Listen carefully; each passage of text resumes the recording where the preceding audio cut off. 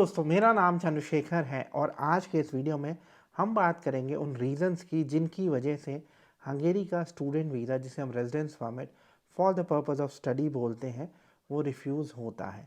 हमने पिछले 3-4 साल में रिसर्च की और हमने ऐसी एप्लीकेशंस देखी जहाँ पे रिफ्यूज़ल मिला और हमने उन रीजंस को स्टडी किया। उसके बेसिस पे मैं ये वीडियो बना रहा हूँ। मैं आपसे रिक्वेस्ट करूँगा कि आप इस वीडियो को एंड तक देखना, क्योंकि ये जो वीडियो है इसमें मैं आपको कुछ ऐसी टिप्स दे रहा हूँ, ऐसी जानकारी दे रहा हूँ जिससे आप रिफ्यूज़ल को अवॉइड कर सकते हैं।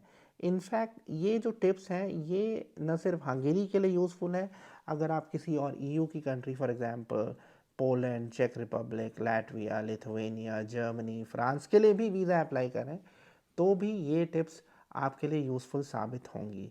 इससे पहले कि हम आगे बढ़ें, मैं आपसे रिक्वेस्ट करूँगा कि आप हमारे यूट्यूब चैनल को सब्सक्राइब कर लीजिए, क्योंकि मेरा पर्पज़ है आपको 100% जेन्युइन इन्फॉर्मेशन देना। मैं यहाँ पे बताना चाहूँगा कि मैं खुद हंगेरी में पढ़ चुका हूँ। मैंने अपनी पढ़ाई और ट्रेनिंग का कुछ हिस्सा यूएस और यूके में भी किया है और इनफैक्ट मैंने खुद अपने लिए बहुत सारे वीज़ाज़ अप्लाई किए, बहुत तरीके के वीज़ाज़ अप्लाई किए। ऐसे ही हमारे क्लाइंट्स के लिए भी हमने वीज़ा अप्लाई किए हैं। तो ये सब बहुत ज़्यादा रिसर्च पे बेस्ड है और एक्सपीरियंस पे बेस्ड है। तो हम रीज़न्स पे चलते हैं सीधे।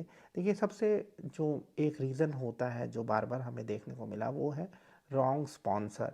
बेसिकली लोग क्या करते हैं, वो दिखाते हैं कि जी मेरा ब्रदर स्पॉन्सर है, या मेरी grand mother grand father sponsor है, या अंकल स्पॉन्सर है। स्पॉन्सर हो सकता है आपका मदर, फादर या स्पाउस। ये हंगेरी के केस में लागू है। मैं रिपीट करूँगा, फादर, मदर या स्पाउस। हमने पिछले साल एक केस देखा था जहाँ पे एक इंडिविजुअल को उनके ब्रदर ने, एल्डर ब्रदर ने स्पॉन्सर किया और वीज़ा रिफ्यूज़ हो गया। तो एक जो मेन रीज़न था वो था कि ब्रदर जो है वो स्पॉन्सर है। Brothers are not accepted as sponsors. दूसरा रीज़न होता है लैक ऑफ एडिक्वेट फंड्स, यानी आप एडिक्वेट फंड्स नहीं दिखा रहे हैं। अब मुझे किसी ने अप्रोच किया था जिनको पीएचडी में एडमिशन मिल गया था हंगेरी के एक टॉप यूनिवर्सिटी में। उन्होंने 6 महीने की फ़ीस भी दे दी थी, लेकिन फ़ीस देने के बाद उनके अकाउंट में सफिशिएंट बैलेंस नहीं था। अब मैं कहूँगा कि फ़ीस देने के बाद अगर आपने बेसिकली साल भर की फ़ीस दी है तो भी आपके पास 9 लाख रुपए बैलेंस दिखाने को होना चाहिए। ये मैं रिकमेंड करूँगा। वैसे ऑफ़िशियली ऐसा स्पेसिफ़ाई नहीं किया है, लेकिन जो हमारे एक्सपीरियंस के बेसिस पे हम देख सकते हैं कि कम से कम 9,000 यूरोज़ आपके अकाउंट में फ़ीस देने के बाद होने चाहिए। तीसरी चीज़, source of funds is not clear. Basically होता क्या है कि ये ज़रूरी है कि ये जो पैसा आ रहा है आपके स्पॉन्सर के पास, ये किस सोर्स से आ रहा है, इस पे क्लैरिटी होनी चाहिए। क्योंकि देखिए, आपकी पढ़ाई 2, 3, 4 साल की होती है। तो जो एम्बेसी है वो ये देखना चाहेगी कि फ्यूचर में भी ये फंड्स आते रहें। ऐसा नहीं है कि जी आपने वीज़ा अप्लाई करने से पहले अकाउंट में पैसे डाल दिए हैं तो उससे बेसिकली आपको वीज़ा नहीं मिलेगा। ये पैसा कहाँ से आया है वो आपको क्लियरली बताना पड़ेगा। चौथा रीज़न है फेक डॉक्यूमेंट्स। अब मैं कहूँगा कि फेक एक्सपीरियंस सर्टिफिकेट या फिर फेक एजुकेशन डॉक्यूमेंट बिल्कुल नहीं यूज़ करें। ये भी एक रीज़न होता है वीज़ा रिफ्यूज़ल का।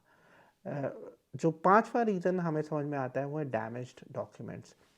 अब जैसे अगर आपका कोई डॉक्यूमेंट फटा हुआ है या बहुत पुरानी हालत में है, या फिर उसमें जो अपोस्टिल हुआ है या जो अटेस्टेशन हुआ है उसमें कुछ गड़बड़ है, तो वो भी एक रीज़न हो सकता है वीज़ा रिफ्यूज़ल का। हमने अपोस्टिल गलत होने की वजह से भी वीज़ा रिफ्यूज़ होते हुए देखे हैं। अब एक और जो रीज़न है, और ये बहुत मेजर रीज़न है ख़ासकर हंगेरी में वीज़ा रिफ्यूज़ल का, वो है परफॉर्मेंस ड्यूरिंग द इंटरव्यू। अगर आपकी अंग्रेज़ी अच्छी नहीं है और अगर आप ये सही तरीके से नहीं बता पाते हैं कि आप हंगेरी क्यों पढ़ने जाना चाहते हैं, आप कहाँ पे रहेंगे, तो ये भी एक रीज़न होता है वीज़ा रिफ्यूज़ल का। अंग्रेज़ी, देखिए क्या चीज़ है, इंटरव्यू अंग्रेज़ी में होता है क्योंकि आप हंगेरी में पढ़ने जा रहे हैं, तो पढ़ाई अंग्रेज़ी में होगी या हंगेरियन में होगी या जर्मन में होगी। तो अगर आपको भाषा ही नहीं आती है तो आप कैसे पढ़ेंगे? तो मैं कहूँगा कि इंटरव्यू को बहुत सीरियसली लेना है। हमने ऐसे बहुत सारे केसेस देखे हैं जहाँ पे इंटरव्यू की वजह से वीज़ा रिफ्यूज़ हुए हैं। तो मैं कहूँगा कि आपको थोड़ा-सा सोच लेना है कि क्या क्वेश्चंस पूछे जा सकते हैं।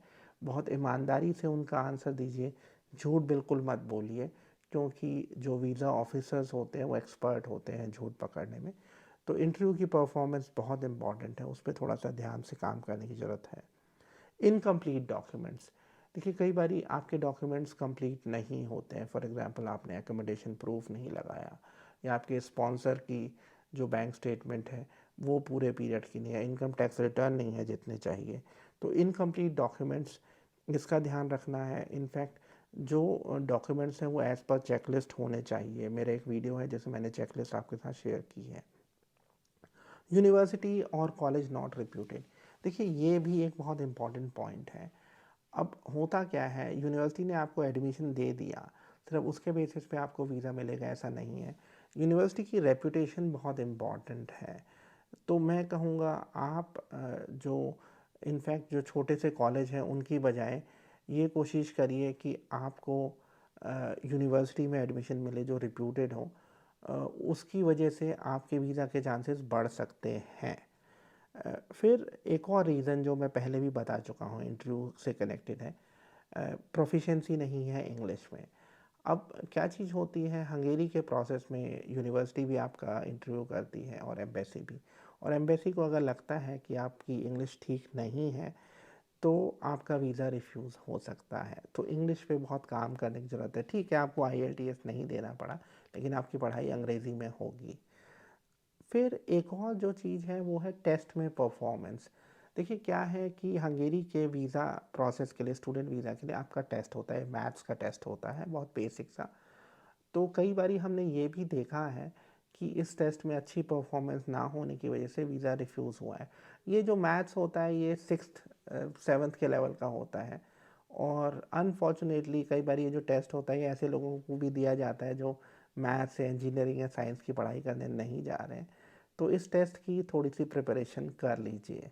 अगर आपके कोई और सवाल हैं हंगेरी के स्टूडेंट वीज़ा या residence permit for the purpose of study के बारे में, तो आप हमारे साथ कंसल्टेंसी सेशन भी बुक कर सकते हैं।